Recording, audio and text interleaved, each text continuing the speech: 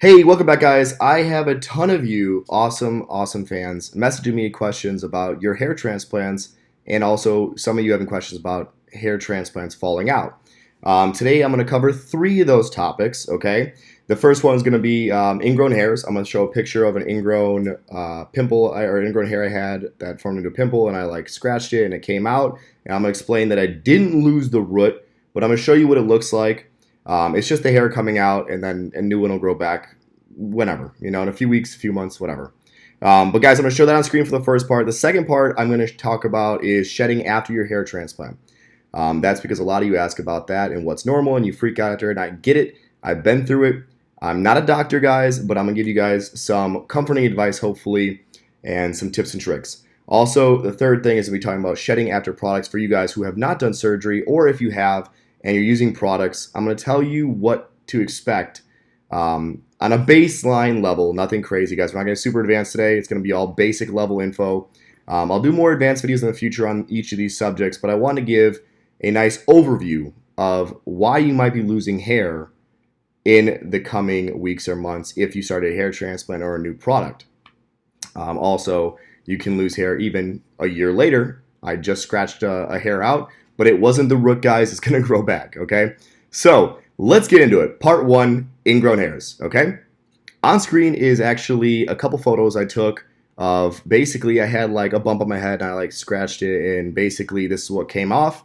And I decided that I would go ahead and not just talk to my doctor, but also, show you guys why and what it is. So basically what happened was a hair grew into the skin and coiled up because I have curly hair. And it formed a little bit of a pimple or whatever, an ingrown, right?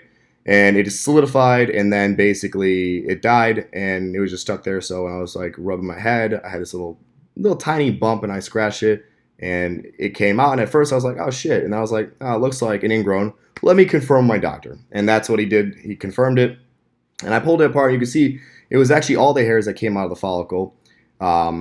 So yeah, it was like a multi-graft follicle that had ingrown. And because of ingrown, it blocked up the hairs, they didn't come out. So that means there's still more hairs coming in, guys. Even today, a year later, I'm still getting some ingrowns. It happens.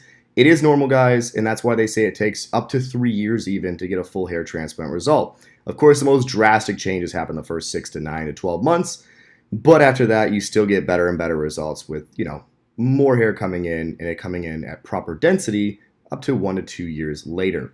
I think the ideal is 2 years is where you're probably at peak, but you can still have results past that. It just depends on how you heal. Now, guys, let's get into the second part of this, which is shedding after a hair transplant, okay? So part two. All right, so part two is super simple. This is the ugly duckling phase, guys. When you get a hair transplant, there's a lot of trauma. You can shed the hair that is currently existing in the places where it was either withdrawn or placed in because there's trauma to those areas. So those hairs can fall out, and they do. You also have the hairs that get implanted in that start to grow, and then they fall out too. Now, a lot of you get excited at first, the first few weeks of your hair transplant, say 1 to 3 weeks, even up to a month, where you see hair coming in. But then the hair, between month or week 1 and end of month 3, the hair all falls out, okay? So it can be as big a window as, week 1 to 12. It could be different for everyone, okay? But typically between weeks 2 and 12 is when all the hair that was transplanted can fall out, and then it just regrows in. So basically, if you are careful with your grafts, okay, for the first 1 to 2 weeks, you're very careful with your hair, then your skin heals and the actual root is stuck in there. The thing that's coming out is just the hair, guys. It's not the root. The root is still there, and it will grow a new hair later. So don't freak out if that's your stage you're in. Of course, you should always talk to your doctor, guys. I'm not a doctor, but I'm just giving you the info I've gained from the last year of my own experience, and of course, 2 years of talking to doctors and researching this as much as possible. I don't pretend to be a specialist, but at the same time, I am more educated than most people, and I'd like to go ahead and share as much of my education as possible to try and make you feel better about your situation. Of course, always talk to your doctors. If you have concerns, it is very smart to do, okay? I have had people reach out to me about shedding later in their process, and I don't really know what to say about that. I guess everyone heals differently, but you should definitely consult your doctor if you're having a large amount of hair fall out, let's say 6 to 9 months after your hair transplant. you should definitely be talking to them as quickly as possible, as this is your hair. Now, that being said, guys, the third part, number 3, okay? This is a more common one for everyone, okay? Everyone starts like, what do they do? Minoxidil, and of course, red light helmets, all that stuff, okay?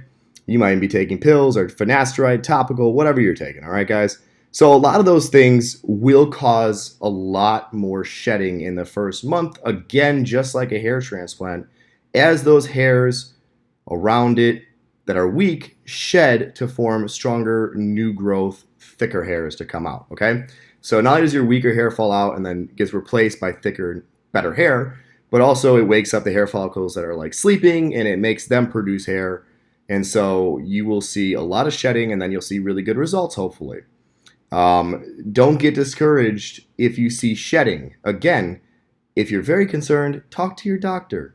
But guys, if you go ahead and use a shampoo or minoxidil or topical products of any sort, or even finasteride, and you see shedding and you stop using the product, you're going to be disappointed.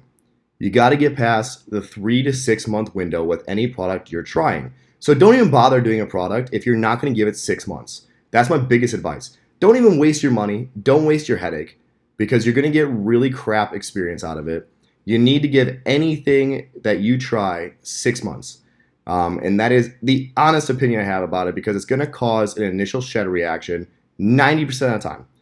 And then you're going to have better results, hopefully very good ones, by month 6 or month 9. Again, this is a hair, guys. It has a sleep and then a growth stage, okay? So the product has to, make hair go to sleep and then wake up and grow, or wake up and grow. And it takes months to do. This isn't something you snap and hair grows out of your head. As much as I wish that was possible, we're not there scientifically yet. So hopefully one day that's as easy as it is. But for now, guys, please be patient. Stay tuned for more videos. Subscribe if you like this video. And of course, I have a ton of one-year stuff coming up. I'm launching all sorts of really crazy videos in the next month. I promise you, you're not going to want to miss it. We'll be doing some giveaways. We'll be going ahead and showing some of my own product that I made for derma rolling. And we will be blowing your minds with some blood tests that'll be showing my DHT levels, etc. And then taking topical products to see if they go systemic, which means if they go into my blood and affect my DHT levels in my blood. Hopefully they do not, and hopefully I don't get side effects. But right now I'm looking at a dutasteride product and a finasteride topical that I want to try. So stay tuned, guys. Thank you so much for watching, and I'll, of course, see you guys in the next video. Peace.